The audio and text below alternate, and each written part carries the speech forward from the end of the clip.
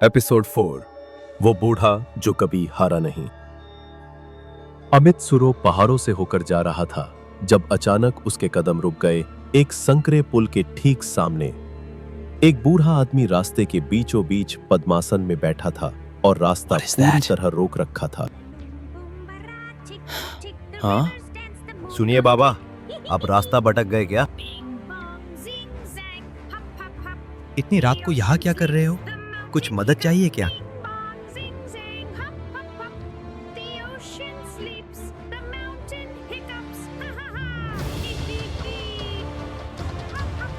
बूढ़े ने ऊपर देखा और हंसने लगा।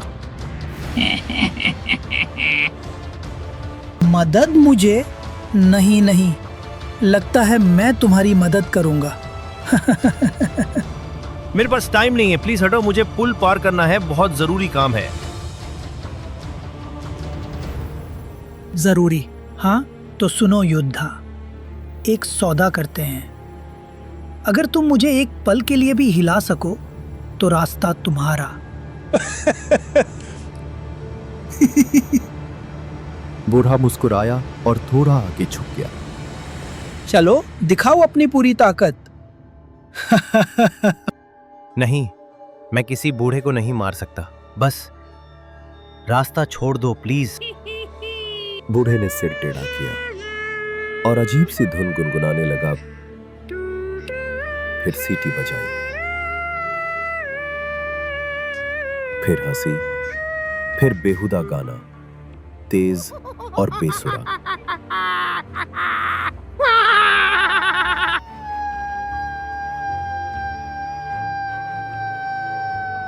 क्या कर रहे हो? बंद करो। ओ बड़े योद्धा, इतने ताकतवर, इतने महान, फिर भी डरते हो साबित करने से कि मैं हूँ गलत इंसान। अमित सुरो की जबड़े कस गए, मुट्ठियां बन गई। ठीक है, अब भुगतो। वो बिजली जैसी रफ्तार से झपटा। कौन डरता है? बता देता हूँ अभी। ओ पागल बूढ़े! लेकिन मुट्ठी हाँ, बूढ़े की एक उंगली से ही रुक गई। वो बार बार हमला करता रहा। तुम्हें लगता है मैं कोई लातें, नुकसान नहीं कर सकता? क्या तुम जानते भी हो घूंसे, मैं कौन हूँ? ऊर्जा के मैं बाद अमित सुरो हूँ, इस शहर का।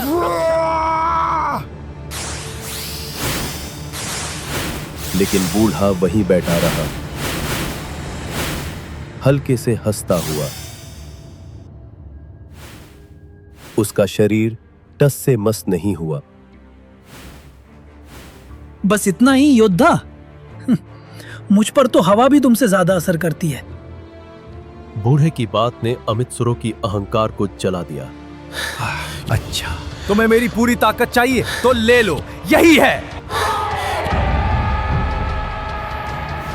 मैंने कहा ना बूढ़े, तुम्हें चोट नहीं पहुंचाना चाहता, बस रास्ते से हट जाओ वरना पछताओगे। एक दहाड़ के साथ पहाड़ गूंज उठा, उसकी शक्ति फूटी, जमीन फट गई और हवा में तूफान जैसा जोर आया। लेकिन जब धूल बैठ गई, बूढ़ा भी वही था, शांत और मुस्कुराता हुआ। क्यों तुम हटते नहीं हो? घंटों बीत गए, ताकत खत्म हो चुकी थी और फिर ठंडी रात ढल गई एक याद की गर्म रोशनी में।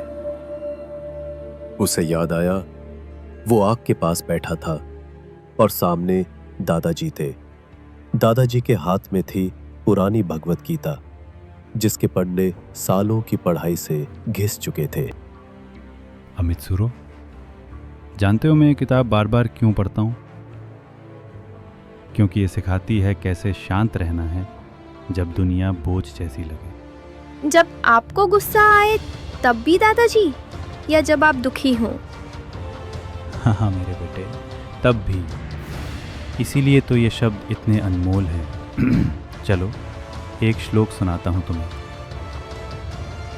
भगवद गीता अध्याय 2 श्लोक 70। जो व्यक्ति लगातार आती इच्छाओं से परेशान नहीं होता, जैसे नदियाँ सागर में गिरती हैं, फिर भी सागर शांत रहता है। वैसा व्यक्ति ही सच्ची शांति पाता है। अमित्सुरो, जरा सागर को सोचो, कितना बड़ा, गहरा और ताकतवर। नदियां हर वक्त उसमें गिरती हैं, लेकिन वो शांत रहता है, ना भरता है ना घबराता है। इच्छाएं, लालच, मुश्किलें आने दो जाने दो, खुद शांत रहो।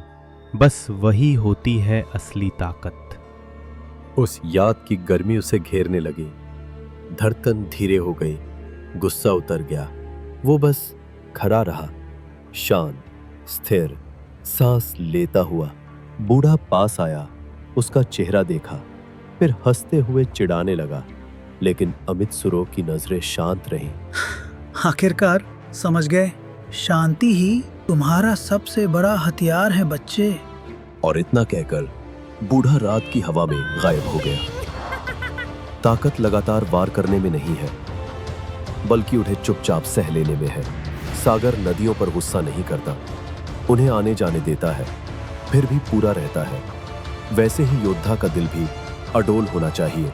तो देखा आपने, उस दिन युवा अमित्सुरो ने सीखा कि ताकत अगर शांत ना हो तो बेकार है, और सबसे बड़ी जीत वही होती है जो बिना गुस्से के हासिल हो। भगवत गीता हमें याद दिलाती है, सच्ची ताकत शांति में है। फिर मिलेंगे युवा योद्धाओं, मजबूती से डटे रहो। ऐसे और एपिसोड और गीता की अमर सीखों के लिए ASA हिंदू विजडम को सब्सक्राइब करें। देखने के लिए धन्यवाद।